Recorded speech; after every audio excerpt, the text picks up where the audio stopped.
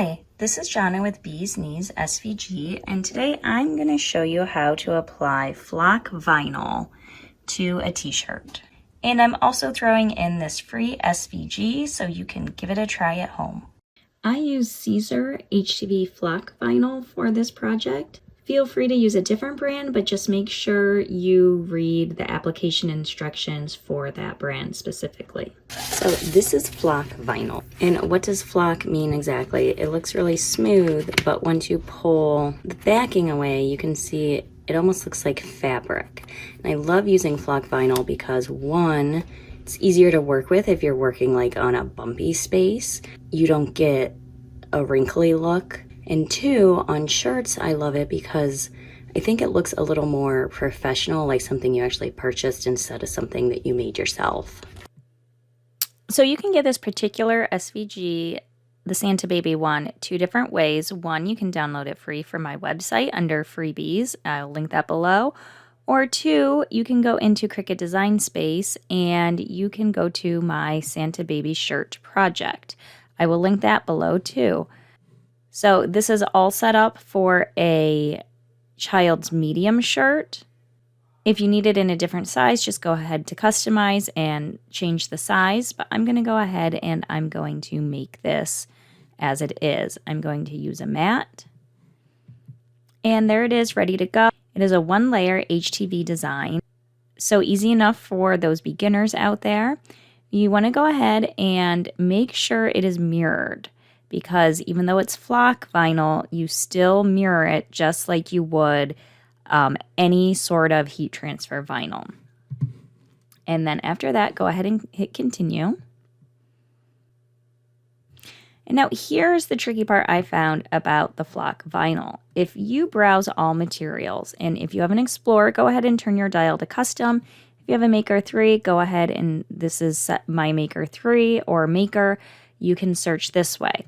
So if we type in flock, there is flocked iron-on. So you're thinking, fantastic, I will use that. I would not use that because I've tried to use that on this particular Caesar flocked iron-on, and it does not cut it all the way through, and it's very frustrating. So instead of using flocked vinyl, I scroll down to iron-on.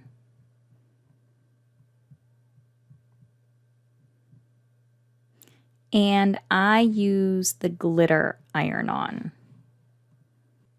And I find with the glitter iron-on, it cuts through enough where it makes weeding a lot easier. And you'll want to place it shiny side face down on your mat, just like a normal heat transfer vinyl. And if you're having a hard time figuring out which side is the shiny side, you can peel it back a little bit. And the carrier sheet is the shiny side, so you want the carrier sheet to face the mat. So put it on your mat and you will find that it is not going to stick in the least. So you'll need to get some painter's tape and tape it down.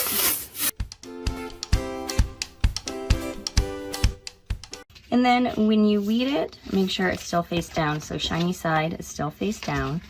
And then you're just gonna pull the back away. And you're just gonna get rid of everything around your design.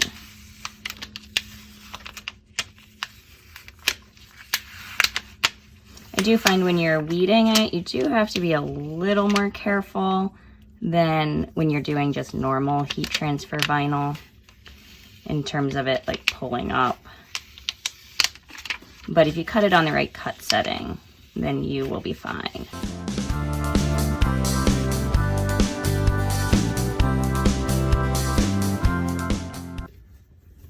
Okay, so now we're ready to apply the flocked vinyl. So take your shirt, smooth it out, make sure you're using some sort of heat resistant pad. And then what you want to do is you always want to preheat your garment. So we're going to preheat this for 2 to 3 seconds. And then we are going to place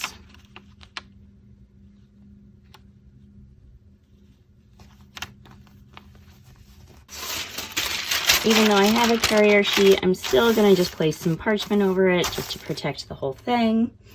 And then I'm gonna take my Easy Press, and my Easy Press, the temperature is 340, and for 15 seconds, I'm gonna give this a medium pressure press.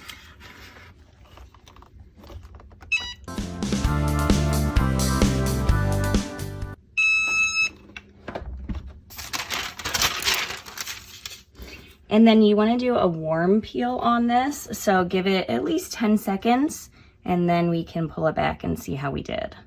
Okay, so while it's still warm then, let's pull it back, and it is sticking, which is fabulous.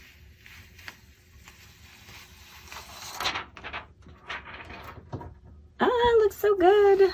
And let's take the shirt then, and I like to turn it inside out and do a press with it inside out. So I'm gonna take that parchment paper, and I'm gonna put it up in here.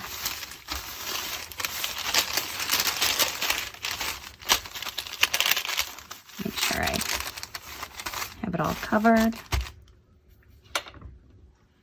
And then I'm gonna do a quick press for about 10 seconds, so not quite as long.